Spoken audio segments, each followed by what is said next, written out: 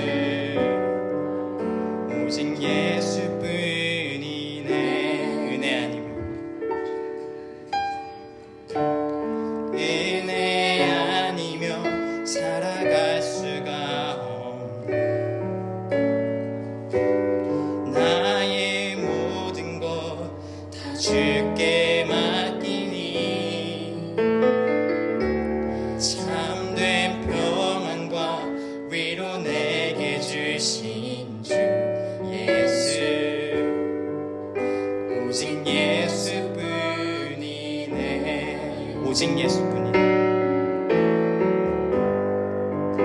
오직 예수뿐이네.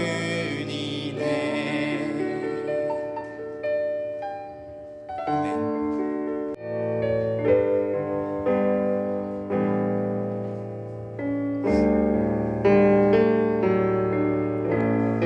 먼저 그 나라와 의를 구하라. 그 나라와 그 의를 그리하면 이 모든 것을 너희에게 더하시리. 먼저 그 나라와 의를 구하라. 먼저 그 나라와 의를 구하라. 그 나라와 그 의를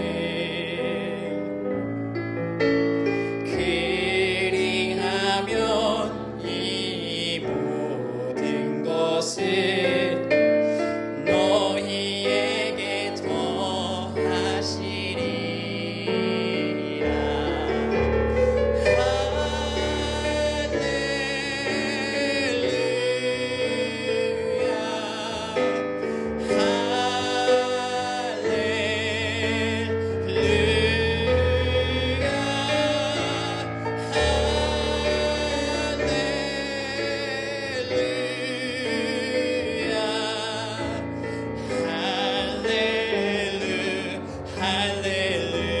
먼저 그 나라와 의를 구하라. 먼저 그 나라와 의를 구하라. 그 나라와 그 의를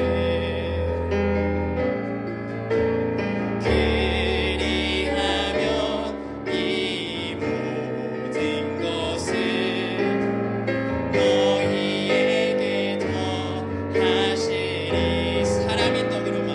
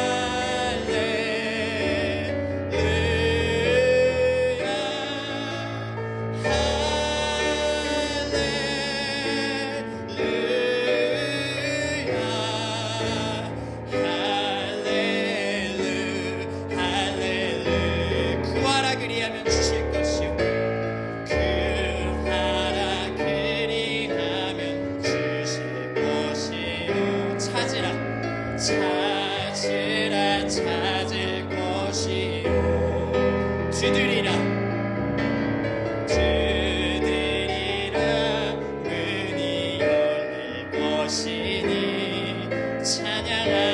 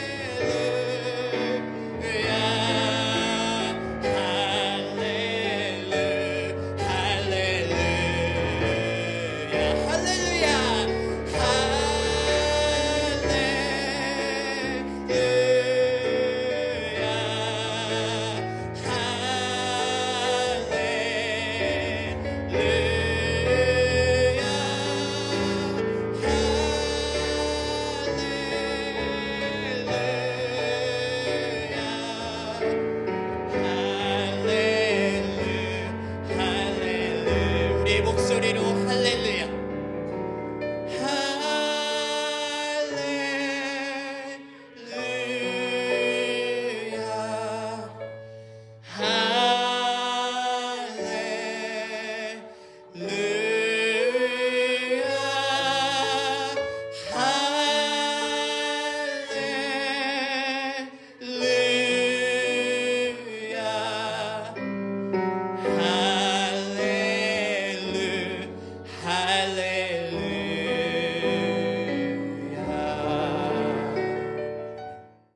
하나님 말씀 보겠습니다.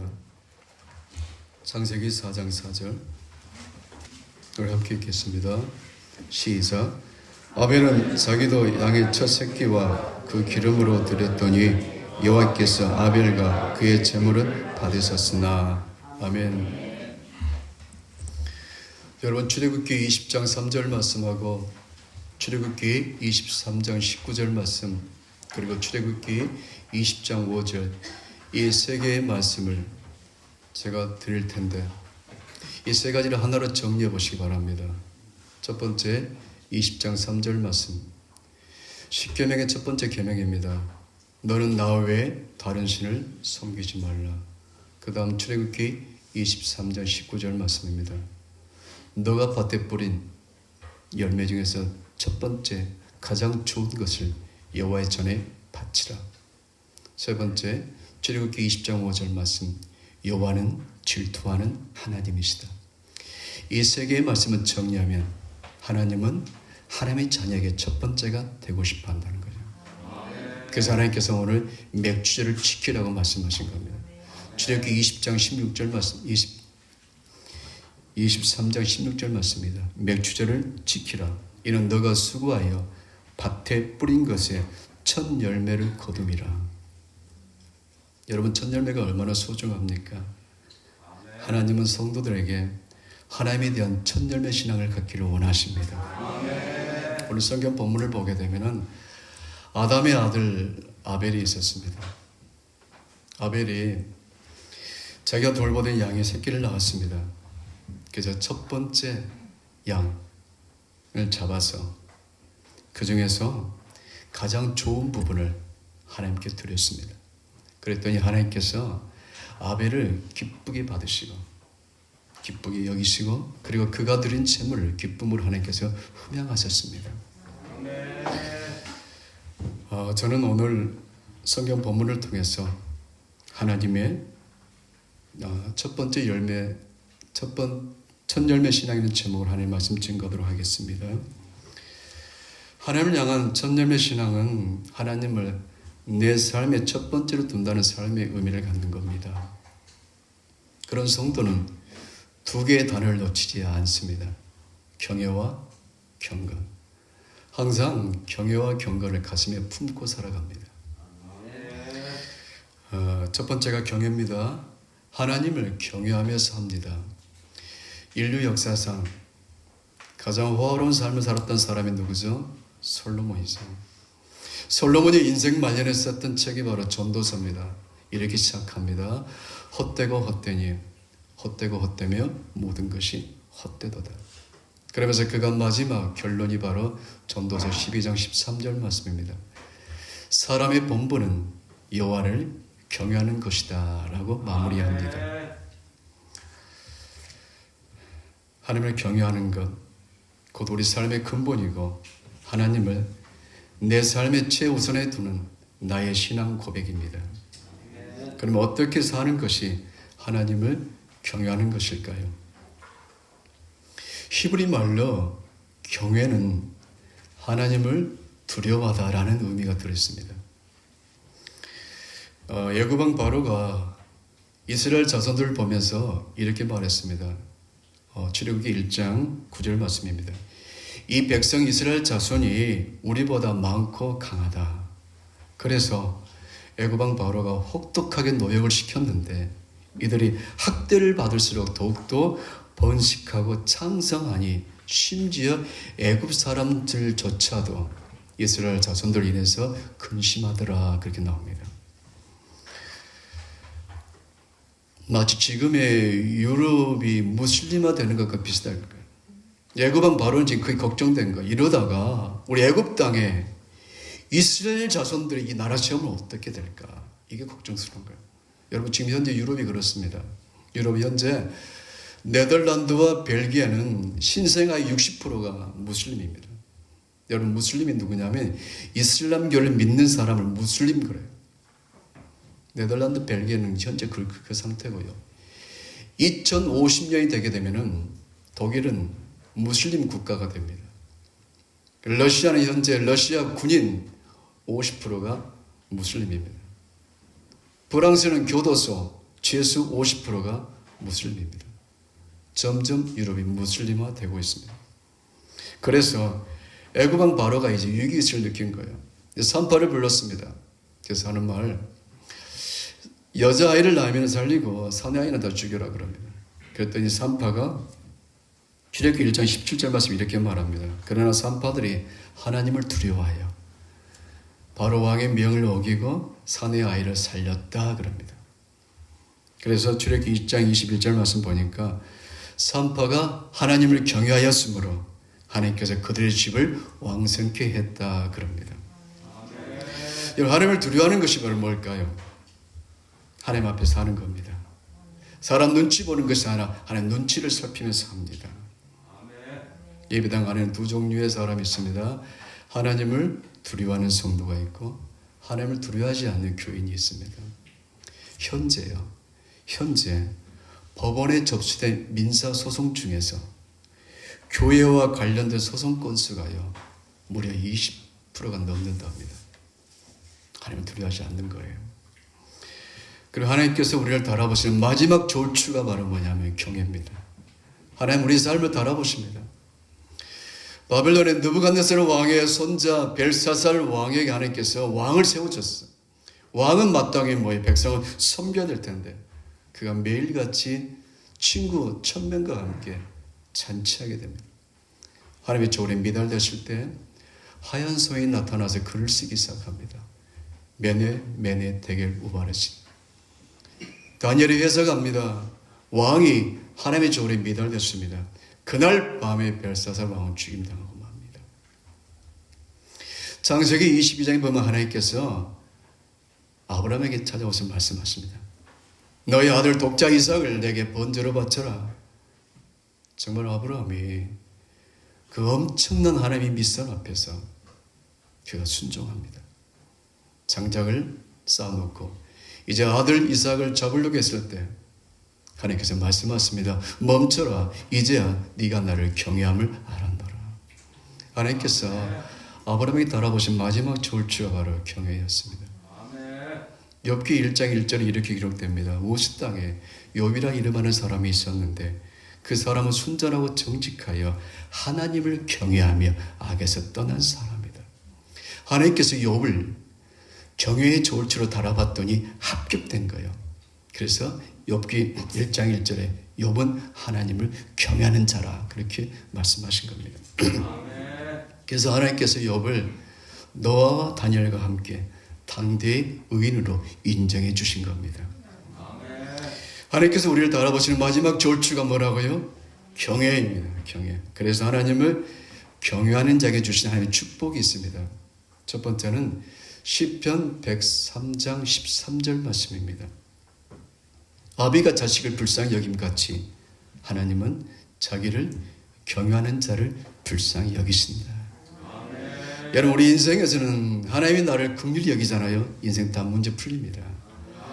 내 인생의 모든 문제가 풀리고 내 삶의 현장에 하나님의 기적이 일어납니다. 하나님 나를 불쌍히 여기시면 됩니다. 나 인생에 과부가 있었는데 아들 하나 믿고 살았습니다. 그 아들이 죽었어요.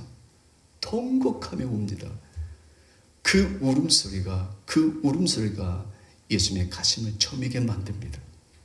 예수님께서 그 여인을 불쌍히 여기사 관에 손을 대시면서 청년아 일어나라, 그 아들을 살려내십니다. 또 온몸에 문둥병 걸린 사람이 예수님께 와서 이렇게 말합니다. 주여 원하시면 저를 깨끗게 하실 수가 있나이다.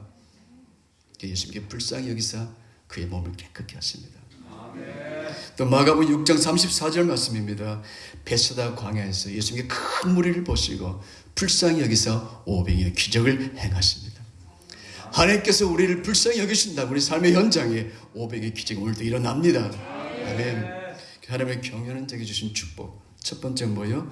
시편 103장 13절 말씀. 불쌍히 여기세요. 두 번째는 시편 145장 19절 말씀이에요. 자기를 경외하는 자의 소원을 들어주신다. 솔로몬이 아버지를 이어서 왕이 됐습니다. 너무 감사한 거예요.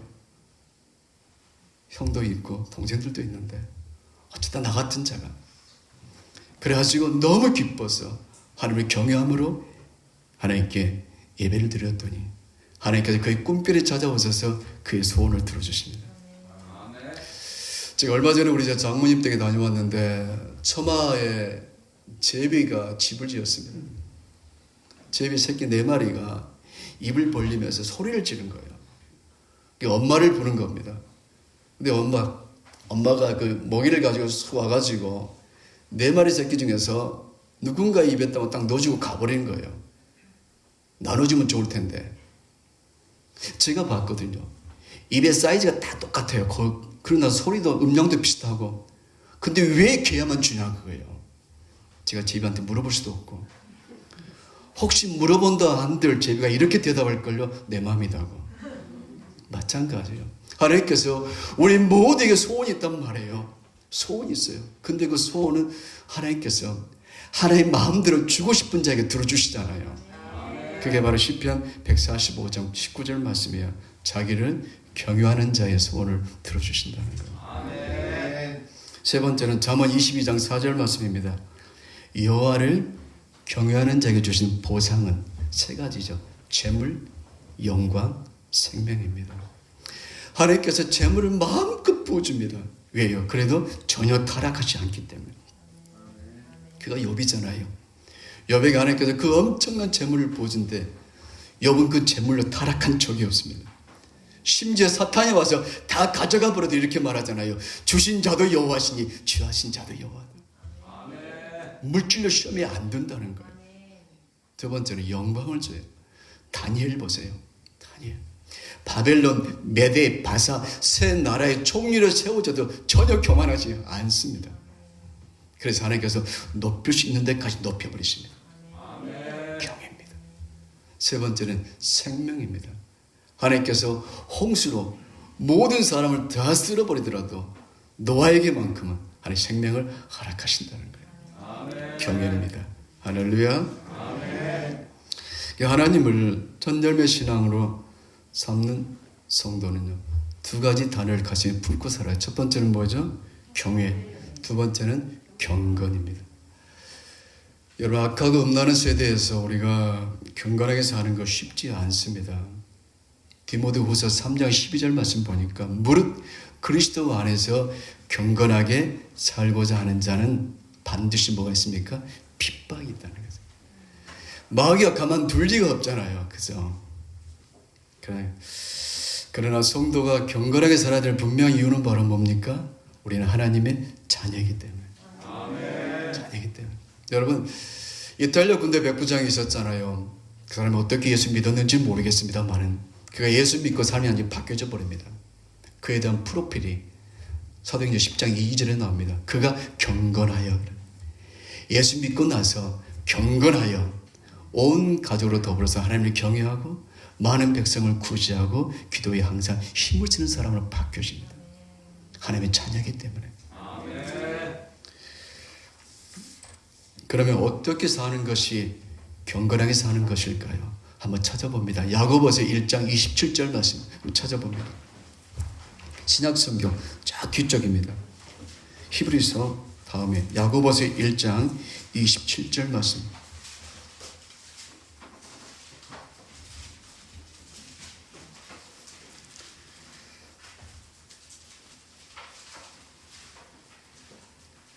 함께 읽겠습니다. 시작. 하나님 아버지 앞에서 정결하고 더러움이 없는 경건은 곧 고아와 가부를 그 환난 중에 돌보고 또 자기를 지켜 세속에 물들지 아니하는 그것이니라. 아멘.